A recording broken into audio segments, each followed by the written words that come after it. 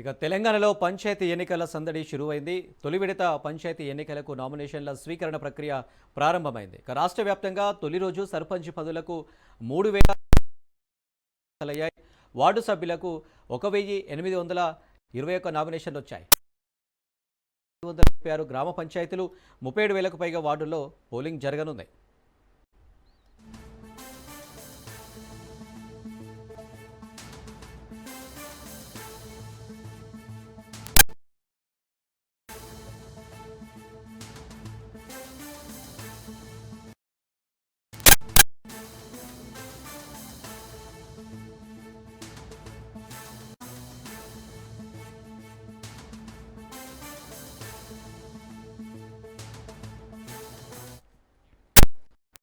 ఇక తొలి విడతకు సంబంధించి ఈ నెల 29 వరకు నామినేషన్ దాఖలు చేయొచ్చు. ఇక 30న వీటి పరిశీలన ఉంటుంది. ఇక డిసెంబర్ 3 వరకు ఉపసంహరణ గడువు ఉంది.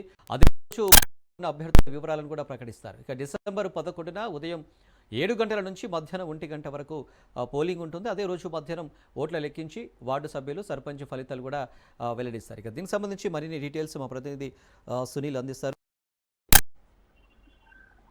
తెలంగాణ రాష్ట్ర వ్యాప్తంగా మొదటి దశ గ్రామ పంచాయతీ నామినేషన్లు కొనసాగుతున్నాయి. నిన్న ఒక్కరోజే మొదటి రోజు దాదాపు 5,063 నామినేషన్లు దాఖలు కావడం జరిగింది. సర్పంచ్ పదవులకు మొత్తం 3,242 నామినేషన్లు దాఖలవుతాయి. ఇక వార్డు మెంబర్లకు 1,821 నామినేషన్లు. తెలంగాణ రాష్ట్ర వ్యాప్తంగా కూడా ఎన్నికల కోలాహలం మాత్రం ఒకవైపు గ్రామీణ స్థాయిలో అంటే గ్రామాలలో ఎవరైతే తమ అభ్యర్థులు మొత్తం కూడా ఇప్పటికే చాలా మంది అంటే వివిధ పార్టీకి సంబంధించిన అభ్యర్థులు నామినేషన్లు దాఖలు చేస్తూనే ఉన్నారు. మొదటి రోజు దాదాపు 5,000 పైగా నామినేషన్ ఉంది. ఈ రోజు మరొక 5,000 పైగా నామినేషన్ దాఖలయ్యాయి చెప్తున్నారు. మొత్తం దాదాపు 3 దశల్లో ఎన్నికలు నిర్వహించాలని ఇప్పటికే ఎలక్షన్ కమిషన్ నోటీస్.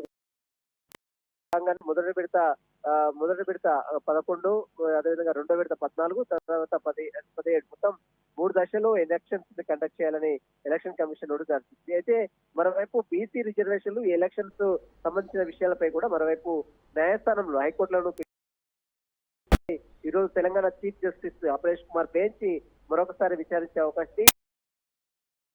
ఇటీవల తెలంగాణ రాష్ట్ర ప్రభుత్వం గ్రామ పంచాయతీ శాఖ తీసుకొచ్చినటువంటి 46 జీవోను ఛాలెంజ్ చేస్తూ హైకోర్టులో ప్రజా ప్రయోజనాల వాద్యం కూడా దాఖలు కావాలి. దానిపై ఈ రోజు చీఫ్ జస్టిస్ బెంచ్ మరొకసారి విచారణ చేపట్టే అవకాశం ఉంది.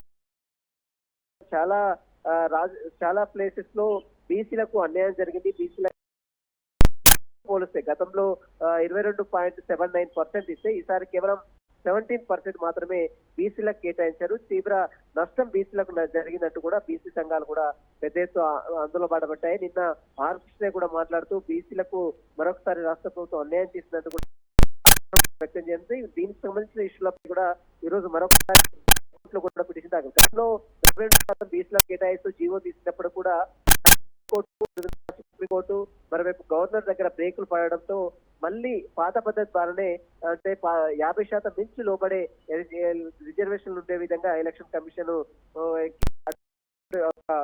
గ్రామ పంచాయతీ శాఖ రిపోర్ట్ ఇవ్వడంతో ఆ రిపోర్ట్ ఆధారంగా డెడికేషన్ రిపోర్ట్ ఆధారంగా ఎలక్షన్ కి గ్రామ పంచాయతీ శాఖ gazette notification collector gazette notification కూడా ఎన్నికల ఇవ్వడం జరిగింది. ప్రస్తుతం 3 దశల్లో ఎన్నికలు నిర్వహిస్తున్నారు. మొదటి దశ నామినేషన్ల ప్రక్రియ కొనసాగుతుంది. నిన్న ఒక్కరోజు దాదాపు 5,000 నామినేషన్లు కావనుంది. నామినేషన్ల స్వీకరణ నిన్న నుంచి కొనసాగుతుంది. ఈ రోజు మరొకసారి ఉంటుంది. ఈ నెల 30 వరకు మొదటి దశ నామినేషన్ల పరిశీలన జరుగుతుంది. 30 తేదీకి ఫైనలింగ్ ఉంటుంది. తర్వాత అప్పీల్ క్యూ దాదాపు 1వ తేదీ చివరి తేదీ అప్పీల్ కి సంబంధించిన నిర్ణయాలు తీసుకునేది 2వ తేదీన కంప్లీట్ అవుతుంది. నవంబర్ 3వ తేదీన దీనికి సంబంధించిన పూర్తిగా డిసెంబర్ 3 సంబంధించిన ఇష్యూ లాస్ట్ డిసెంబర్ 3వ తేదీన ఉంటుంది. మరి రెండో దశ కూడా నోటిఫికేషన్ జారీ చేసింది. ఇప్పటికే దాదాపు 30 తేదీన రెండో దశ సంబంధించినటువంటి నామినేషన్ల ప్రక్రియ కొనసాగుతుంది.